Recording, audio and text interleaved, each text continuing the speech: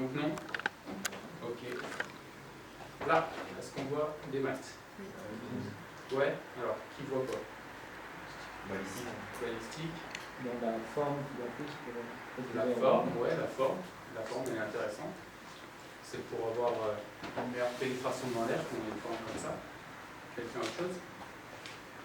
Ok. Là. Alors, H2O, éthane, méthane. Ouais. L'organisation avec des forces entre les molécules. Ouais, ok. Une sorte d'organisation.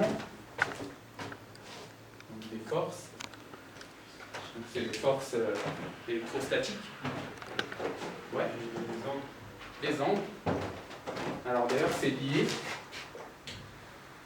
Pourquoi c'est lié? Parce que, en fait, il y a des forces qui font qu'ils s'attirent, mais il y a quand même une certaine répulsion, du coup, ils ne savent pas trop quoi faire, et au final, ils se bloquent avec une certaine forme. Comme ici, votre molécule d'eau, on sait que là, c'est toujours bloqué avec un angle de 105 degrés. Ok. Ok. Alors, hop. Au final, là, j'ai plusieurs images. Plaque d'immatriculation avec des nombres. Ici, j'ai un thermomètre. Là, c'est un truc à l'ancienne, ça s'appelle une borne kilométrique, mais vous en croisez encore. Celle-là, elle est bien fatiguée. Là, quelqu'un connaît?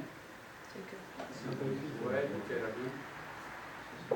C'est un concorde. Ok. Alors, comme vous avez pu le voir tout à l'heure, en fait, on a beaucoup de choses qui peuvent ramener des maths en fait ou pas. Et nous-mêmes, on s'est construit avec le temps une grosse quantité de chiffres finalement. On a chiffré les voitures, on a chiffré tout ce qui est système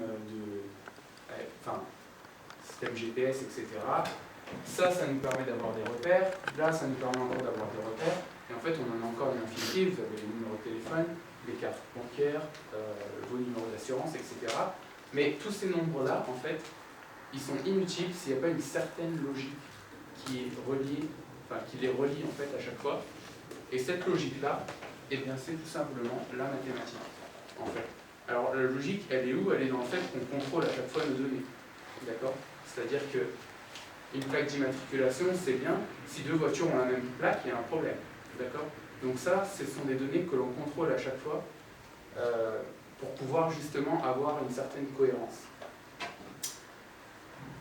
Et il y a quand même un autre aspect qui est particulier en maths, c'est que il faut bien se dire qu'à un moment donné, il y avait une personne qui était sur sa feuille et qui a commencé à faire des calculs et qui s'est dit tiens, un compas c'est pratique pour pouvoir se repérer. Et puis une boussole c'est aussi pratique pour pouvoir se repérer. Et puis d'après mes calculs, normalement si je suis cette trajectoire, puis celle-là, bah, je devrais arriver là où j'ai envie. Donc là on est sur papier, c'est très bien, sauf que le moment d'après, il faut prendre son bateau, il faut s'aventurer dans l'océan. À l'époque, on ne savait pas ce qu'il y avait. Ok, la découverte du Nouveau Monde, etc. Ça, c'était, on n'avait que des papiers, du papier, des crayons. On avait écrit des trucs, on avait essayé de prédire certains phénomènes, mais rien n'était vraiment certain. Donc, quand même, dans cette logique, il y a quand même, la force, on va dire, de la logique, c'est le fait qu'on puisse en avoir une certaine confiance. D'accord? Alors. Très rapidement, je reviens sur les petites photos. Alors, ok. Là, vous m'avez dit organisation, distance, signal électrique. Alors, les cellules du corps humain, il y en a 4 principalement, ok. Vous avez les cellules nerveuses, celle-ci, ok. Vous avez les cellules musculaires, on les a vues tout à l'heure, et puis vous avez 2 autres types qui s'appellent celles du tissu conjonctif, les cellules épithéliales, ok, donc ça c'est d'autres cellules, mais là ce qui nous importe, c'est les cellules nerveuses, et en fait chaque cellule, ces 4 groupements de cellules, ils ont une particularité, c'est que celles-ci, elles sont capables en fait justement d'émettre un signal électrique. Donc ça c'était bien pour le signal électrique. Maintenant, vous m'avez parlé de distance et d'organisation. Alors moi j'aime beaucoup cette histoire de cellules nerveuses et tout, et je me suis aussi toujours demandé, est-ce qu'on ne pouvait pas créer un lien entre justement toutes ces cellules? Est-ce qu'il n'y avait pas un truc qui pouvait les relier les unes aux autres? Du coup, à la rentrée dans mon école, j'ai demandé au big boss des maths, je lui ai dit, est-ce qu'il y a des gens qui ont déjà créé un modèle pour mettre en lien deux cellules nerveuses avec une structure de maths connue? Et il m'a dit, non, pas encore. Donc ça, c'est une bonne question qu'on se pose encore, et du coup, il n'y a pas vraiment de réponse. La dernière, c'est la distance. La distance, non, malheureusement, il n'y a pas d'histoire de distance. Pourquoi? Parce qu'il y a un procédé en neurosciences, enfin, il y a, comment dire, il y a un truc dans les neurosciences qui s'appelle la plasticité cérébrale. C'est le fait qu'en fait, à chaque instant, votre cerveau, il peut s'adapter à une situation. C'est-à-dire que entre maintenant et à la fin de la conférence, les structures à l'intérieur de votre cerveau, elles auront entièrement changé. C'est comme ça. Alors, entièrement, bien sûr non, mais il y a certaines choses qui auront changé. En fait, il y a des chemins qui vont se créer, c'est-à-dire il y a des connexions entre certains neurones qui vont se créer, mais c'est un peu comme tout. Imaginons que vous avez un neurone là, un autre là, ok, et vous avez appris quelque chose, vous avez créé un lien entre les deux. Ça marche? Et puis vous ne touchez plus. Alors, ok, ça c'était Pythagore par exemple. C'est le théorème de Pythagore, vous l'avez appris, c'est bien. Non, la démonstration, parce que tout le monde l'a retenu Pythagore. La démonstration de Pythagore. Vous la connaissez, et puis 8 ans après, je reviens et je vous demande la démonstration du théorème de Pythagore. C'est très rare de pouvoir la ressortir en général. Pourquoi? Parce que ces chemins-là qui se créent, eh bien, ils se détachent aussi. Donc, c'est bien d'avoir un chemin, mais il faut l'entretenir, et c'est un peu comme tout. Quand vous prenez une route dans la forêt, par exemple ceux qui font du vélo peut-être, eh bien, vous pouvez voir qu'il y a des petits, ou du ski, il y a des chemins qui se créent en fait, à force que les gens roulent dessus, et si plus personne ne roule, l'herbe elle repousse, et du coup le chemin il s'efface petit à petit, et en fait c'est partout pareil. Là c'est la même chose, vous avez trois grands types de mémoire en fait. Vous avez une mémoire à court terme, d'accord, celle où là je te dis, je vais dire ouais, mon numéro de téléphone c'est ta, tu vas le retenir, et puis 2 heures après, il y a peu de chances que tu l'aies retenu. C'est parce qu'au début, tu l'avais stocké dans ta mémoire à court terme, et puis ensuite, ça a dégagé. Et puis ensuite, si tu continues à travailler ce que je t'ai dit, tu répètes plein de fois mon numéro de téléphone, tu vas stocker en fait, tu vas stocker mon numéro finalement dans ta mémoire à long terme. Donc en fait, tu vas fortifier ces réseaux, tu vas créer des nouvelles connexions, et donc tu vas mieux retenir. Donc voilà, en fait, c'est un peu comme ça que ça fonctionne dans le cerveau, ça se refait à chaque fois, donc c'est jamais... votre cerveau, sa structure, elle change à chaque instant, et du coup, l'histoire de la distance, ça marchait pas, je sais plus qui l'avait dit, mais c'était bien d'y avoir pensé, mais malheureusement, on oublie. Alors, pour la photo d'après, tout le monde m'avait dit fractal, et on a donné une définition de ce que c'était le fractal. Alors fractal, c'est un ou une en fait, on s'en fout, ça, les deux fonctionnent, donc c'est bien. Le fractal, on avait dit que c'était finalement une figure qui était invariante par changement d'échelle. Je zoome, je dézoome, j'ai toujours la même chose au même endroit. Vous pouvez prendre les montagnes, par exemple. Là, j'ai une montagne, ok. Et si je prends un caillou de la montagne et que je le regarde, il va avoir à peu près une forme pareille. Et si je reprends un morceau de mon caillou, ça va avoir une forme pareille. Et du coup, c'est un peu la même chose. Et il y a autre chose aussi, les vaisseaux sanguins. C'est un peu pareil. Vous avez des gros vaisseaux sanguins avec des trucs comme ça, et puis vous en prenez un, et puis lui-même va avoir des petits capillaires encore, il va être exactement comme le gros à la base, donc c'est un peu la même chose. Alors, là, on avait dit maths, ok, c'est bon. Ici, c'était bien l'histoire de la trajectoire.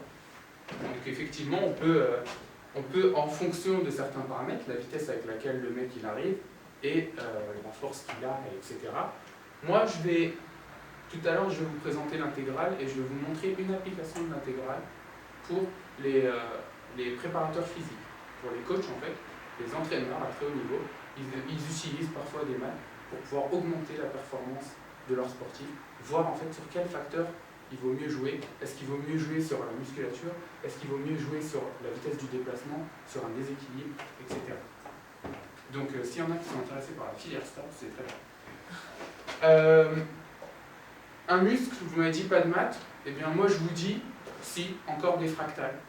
Parce que là je prends mon faisceau de musculaire, ok, et à l'intérieur j'ai ce machin-là, bref j'ai des fibres musculaires, dans les fibres musculaires j'ai les myofibrilles. Les myofibrilles, elles sont elles-mêmes composées de deux types de filaments, des filaments fins, des filaments épais. Et donc en fait, c'est un peu aussi une structure de fractal, sauf que c'est très vite fini. Les missiles, alors, vous connaissez l'école polytechnique peut-être? Vous connaissez les écoles militaires en général? Eh bien, ces grandes écoles, ils font beaucoup de maths. D'accord? C'est des grosses matières de ces écoles, pour la simple et bonne raison que, à l'époque où on étudiait l'armement, etc., enfin, par exemple à la préparation d'une guerre, à la préparation de fabrication de ce genre d'armes, eh bien, ils se sont vite aperçus que les calculs de probabilité, ils étaient très utiles pour pouvoir estimer si ce machin-là allait tomber au bon endroit.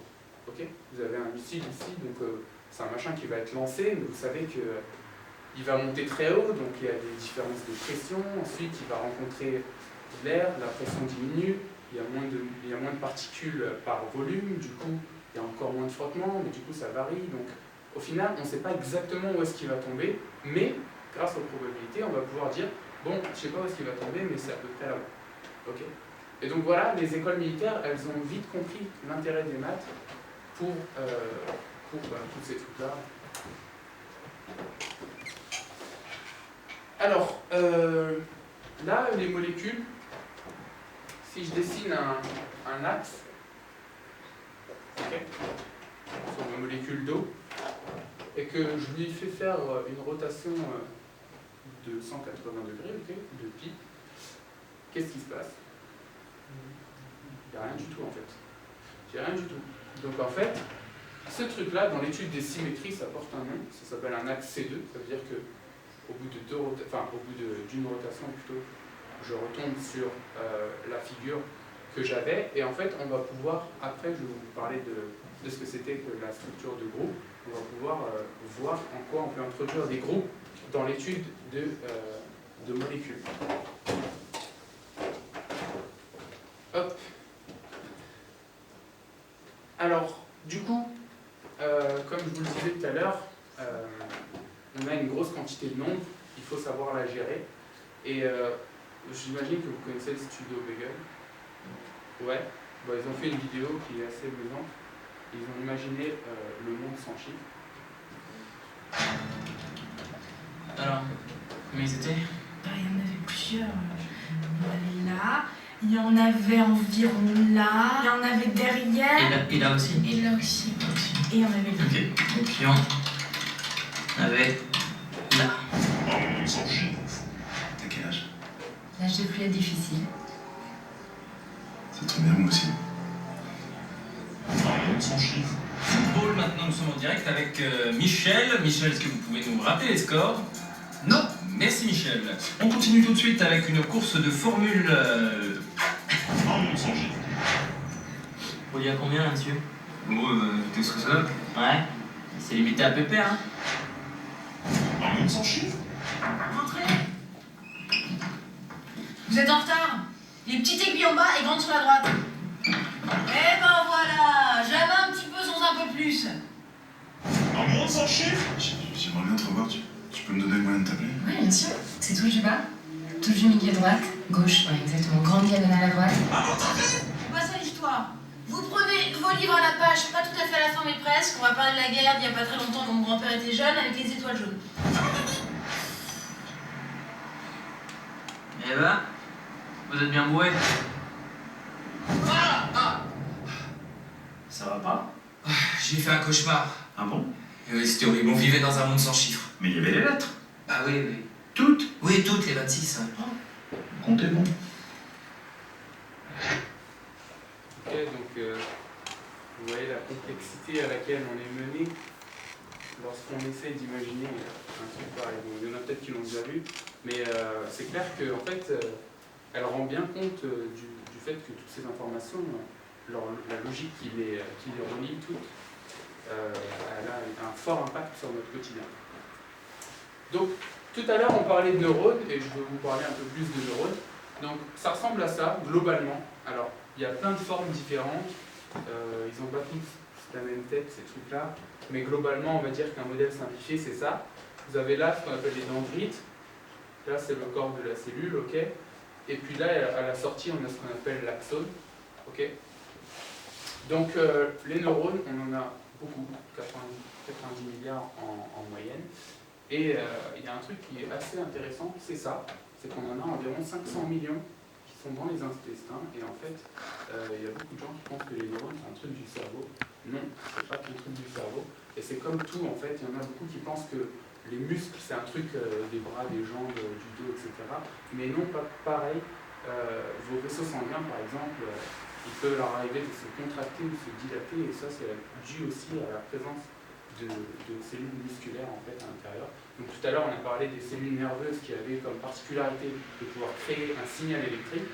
Et bien là, voilà, les cellules musculaires, elles ont la particularité de pouvoir créer de la force. Alors, bien sûr, un muscle, pour qu'il se contracte, il reçoit quand même une information électrique. Le cerveau, en général, va demander au muscle de se contracter. Je dis bien en général parce que c'est pas toujours vous qui décidez de contracter un muscle.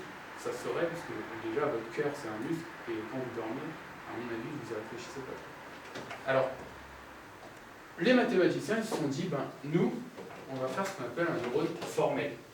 Alors l'application c'est l'intelligence artificielle. Et l'intelligence artificielle, c'est un peu ce qui va bouffer le monde comme Facebook bouffe un peu le monde en ce moment. Bah là, ça va être l'intelligence artificielle. Vous avez peut-être déjà entendu parler de ce qu'il y a eu récemment, mais les softs de Google ont réussi à créer 2 ordinateurs qui communiquent entre eux en une langue incompréhensible par l'être humain. Donc pour vous dire à quel point on est déjà pas mal avancé, mais pour vous dire aussi à quel point c'est loin d'être fini. Ils étaient 2, ils pourront y voir plus maintenant. Alors, donc, les systèmes en mécanique, en physique, en sciences de l'ingénieur, etc., c'est toujours très simple. Même en maths, vous avez une boîte, ok, et on regarde qu'est-ce qui entre et qu'est-ce qui sort. Ça, c'est un modèle qui marche dans tout. Ça peut être un modèle, par exemple, un moteur. J'ai de l'énergie électrique qui entre, j'ai de l'énergie mécanique qui sort. J'ai tout le système de transformation. Bonjour. Ok. Ça peut être pour, par exemple, quelqu'un qui fait du commerce. Il va avoir un objet, il va lui donner une valeur ajoutée, et ensuite il va voir ce que ça donne en sortie, etc. Donc là, c'est ce qu'on peut voir. Et le principe du neurone formel, ben, c'est l'idée d'avoir... le neurone, il est là, et puis on lui envoie plein d'informations, x1, xn, d'accord, par exemple, n informations qui entrent. Et puis ensuite, ben, chaque information elle a son poids, donc il fait une moyenne pondérée. Okay, chaque information elle pèse un certain